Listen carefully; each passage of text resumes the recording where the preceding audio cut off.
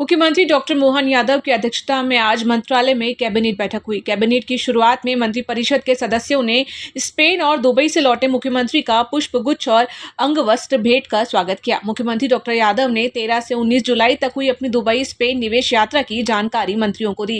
Cabinet में monsoon सत्र के दौरान पेश किए जाने वाले अनुपूरक बजट और वित्त विधेयकों पर भी चर्चा हुई है। कैबिनेट बैठक के फैसले की जानकारी देते हुए नगरीय विकास एवं आवास मंत्री कैलाश विजयवर्गीय ने कहा कि मंत्री ने बताया कि मुख्यमंत्री डॉक्टर मोहन यादव ने अपने विदेश दौरे के दौरान डेटा सेंटर्स का निरीक्षण किया है।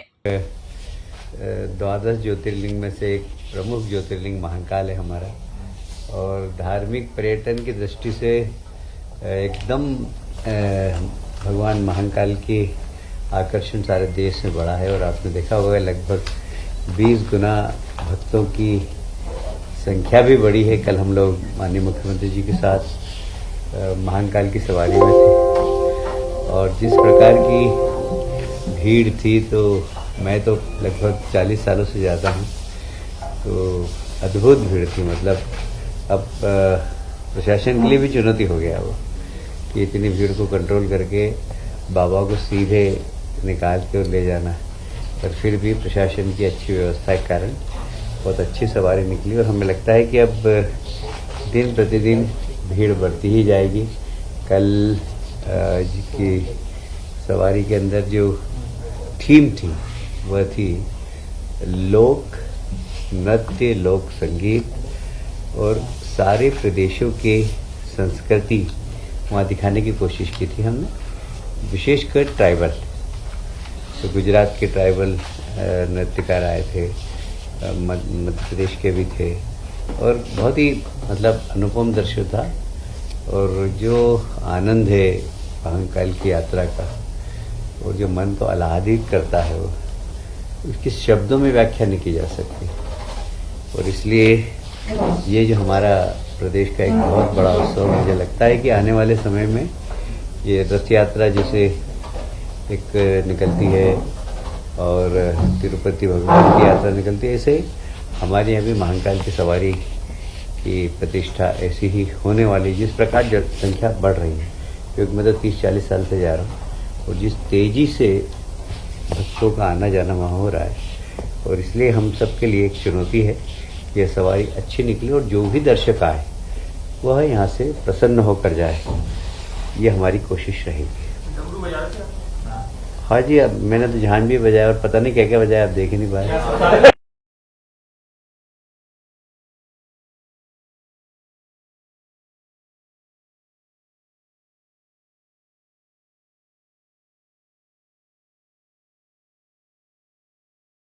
मतलब मेरी सांस बड़ी लंबी है।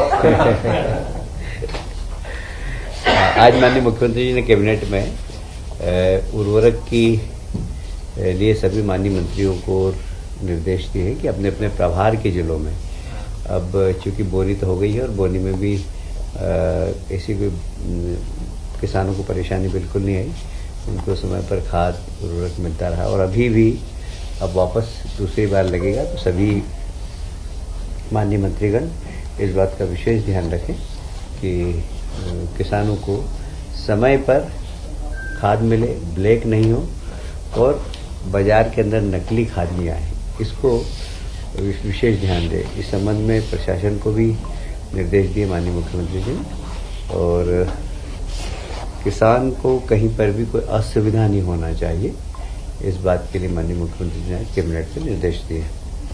मध्य प्रदेश में आप जानते हैं कि हमारे यहाँ टाइगर रिजर्व बढ़ते जा रहे हैं, और विशेषकर जैव विविधता से संपन्न हमारा प्रदेश है, और इसमें हमारे माननीय मुख्यमंत्री जी रुचि भी बहुत ले रहे हैं। और मुझे लगता है कि जैसे हमारे धार्मिक पर्यटन में हमने महाकाल लोक बनाया, और उसके बाद लोगों का आकर्षण बहुत ज़बरदस्त बढ़ा है, अब जैव विविधता के क्षेत्र में भी हमने बहुत अच्छे काम किए हैं, और इसलिए अब इसको भी माननीय मुख्यमंत्री जी ने बहुत फोकस किया है कि कैसे हम ज़्यादा से ज़्यादा यहाँ पर्यटकों को आकर्षित कर सके। इसलिए इस क्षेत्र का विकास और इस क्षेत्र के अंदर कैसे पर्यटक ज़्यादा आकर्षित हों, इसके लिए हम मिलकर प्रयास करेंगे। आप सभी जानते हैं कि शेर, चीते अब मध्य प्रदेश इनके नाम से पहचाना लगा। अभी तक तो गुजरात ही टाइगर के नाम से पहचाना जाता था, पर मध्य प्रदेश की भी पहचान अब हो रही है। और मुझे लगता है कि जैसे पचमढ़ी है, पचमढ़ी क्षेत्र में बायोस्फीयर रिजर्व घोषित किया गया है उसको भी। और बायोस्फीयर से मतलब ये है कि हमारे जितने भी जल में रहने वाले, थल में रहने वाले, वायु में रहने वाले जितने भी जीव जंतु हैं उनके संरक्षण का काम। और इसलिए इस दिशा में सरकार बहुत गंभीर है और इन सब क्षेत्र को संरक्षित करके लोगों को जो पर्यावरण प्रेमी हैं उनको आकर्षित करने का काम किया जाएगा।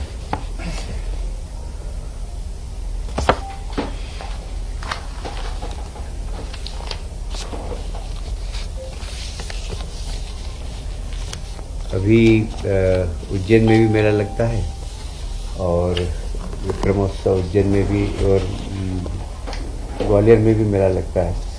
तो दोनों, ग्वालियर में राजमाता सिंधिया मेला है और उज्जैन में विक्रमोत्सव व्यापार मेला।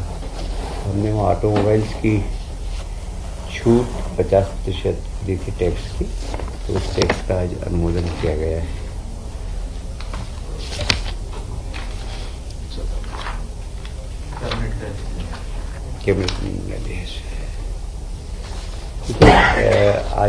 आज का युग है, ये तकनीकी का युग है और उसमें सबसे प्रमुख है डेटा सेंटर। और डेटा भी विश्वसनीय डेटा, नहीं तो कई चीज़ें तो अभी सोशल मीडिया में ऐसी चलती है कि अपन ढूंढते रहते हैं कि यार ये जो चल रहा है ये सही है कि गलत है, कितनी प्रामाणिकता। तो प्रामाणिक हो और उस दिशा में गंभीरता दिखे सरकार की। माननीय मुख्यमंत्री जी ने अभी इस यात्रा के दौरान डाटा सेंटर्स में भी विजिट किया और एक अच्छी तकनीकी का डाटा सेंटर मध्य प्रदेश में कैसे बने। और अभी इसमें लगातार तकनीकी का विकास हो रहा है। तो मुझे कहते हुए गर्व है कि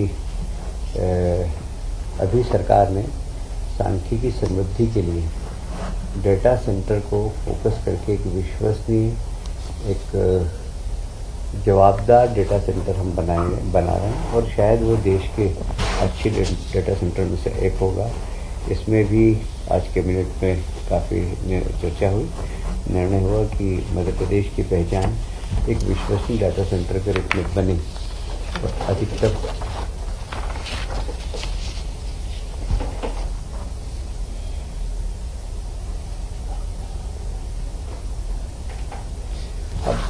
ये सामान्य चीज़ें लोग समझते हैं। डाटा इस सेंटर ऐसा बने कि सारे विभाग एक दूसरे से एक्सचेंज कर सके। सरकार देखिए, आज के समय में डाटा कोई सा भी हो, आपको कोई भी डेवलपमेंट करना है, जैसे सड़क बनाना है तो ट्रैफिक का डाटा चाहिए, आपको बिजली के वायरिंग करनी है या उसका एक्सपांशन करना है तो कितने लोग उपभोक्ता हुए, वो डाटा चाहिए। तो डाटा आज के समय डेवलपमेंट के साथ एकदम जुड़ गया है और विश्वसनीय डाटा ये बहुत ज़रूरी है। इसलिए हमारे सब विभागों के साथ सामंजस्य करके हमारा डाटा सेंटर, इसमें हम शासकीय अधिकारी विभाग तो लगेंगे, पर ज़रूरत पड़ी तो हम इसमें शोधकर्ता, नीति निर्धारकों के साथ मिलकर, और एक मैंने अपनी बात के प्रारंभ में कहा कि एक विश्वसनीय डेटा सेंटर का केंद्र मध्य प्रदेश बने। जी कहाँ मनाया जाएगा सर? ऐसा है कि देखिए, इसमें नई तकनीकी का समावेश करना सबसे बड़ी बात तो ये है, और उसकी विश्वसनीयता और डाटा कलेक्शन, और सब जगह से विश्वसनीय डाटा कलेक्शन। मैं बाद में बार बार कह रहा हूँ कि हम जवाबदार सरकार है, तो हमारा डेटा इतना जवाबदार होना चाहिए कि किसी को भी जो, आप पत्रकारों को कोई न्यूज़ बनानी है तो आपको डेटा चाहिए, तो हम विश्वसनीय डेटा देंगे। तो इस प्रकार हम एक विश्वसनीय डेटा सेंटर आधुनिक तकनीक का बना रहे हैं और इस दिशा में अभी माननीय मुख्यमंत्री जी टूर पर गए थे तो उन्होंने काफ़ी विस्तार से इस पर चर्चा की है। Madhya Pradesh power generating company आप सभी जानते हैं कि सबसे पुराना हमारा गांधी सागर जल विद्युत गृह है जो हमारी बिजली पानी से बनती है, और मेरा ख्याल है कि इसकी आधारशिला 60 में रखी गई थी और एक राणा प्रताप राजस्थान का है और हमारा गांधी सागर है। तो ये संयुक्त रूप से काफ़ी पुराना एक हाइड्रो का जल विद्युत उत्पादन केंद्र है। इसकी कैपेसिटी 115 मेगावाट है, पर इसकी आयु कंप्लीट हो गई।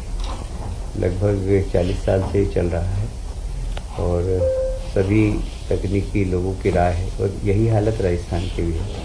राजस्थान सरकार और हमने संयुक्त रूप से मिलकर और इसका नवीनीकरण करने का निर्णय लिया है। तो लगभग इसमें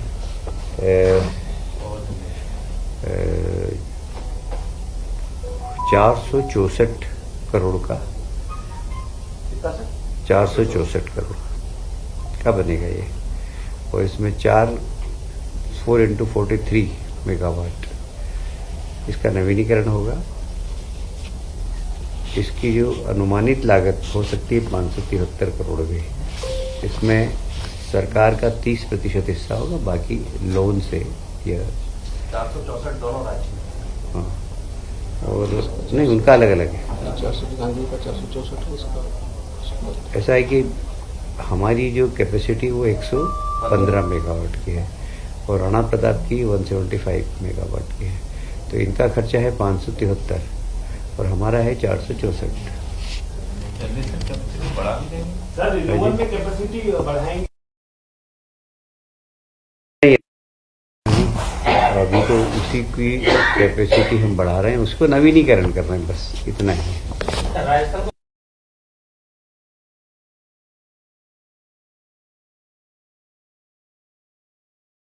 रूप से हम लोग बनाएंगे, उनका भी नवीनीकरण होगा, हमारे भी नवीनीकरण होगा। हम लोन लेंगे, उनको 573 करोड़ का लोन लेना, हमको 464 करोड़ का लोन लेना। उनकी 172 है, हमारी 115। बिजली आवंटन वही 25 हो जाएगी। हो गया।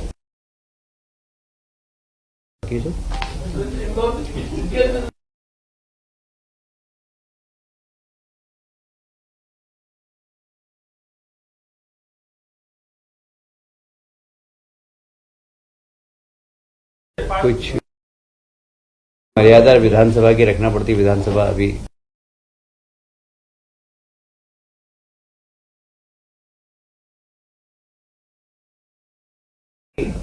अब ऐसी चीज होगी कि लोग दर की चिंता कम कर रहे हैं। बिजली मिले ये बहुत बड़ा इश्यू हो गया। Point number 1। पॉइंट नंबर 2, अगर कोई दर की चिंता करता है तो हमारे प्रधानमंत्री जी ने बहुत अच्छी योजनाएं, सोलर की सूर्य घर योजना आरंभ की है, तो उसमें बहुत सस्ते दरों पर बिजली मिल जाती है। तो लोग अभी दर की चिंता नहीं कर रहे, अभी चिंता कर रहे हैं कि बिजली मिलना चाहिए। और हमें कहने के लिए हम गर्व से कह सकते हैं कि हम सतत बिजली दे रहे हैं। और यदि किसी को बिजली के बिल की भी चिंता हो। Bureau report Bhopal.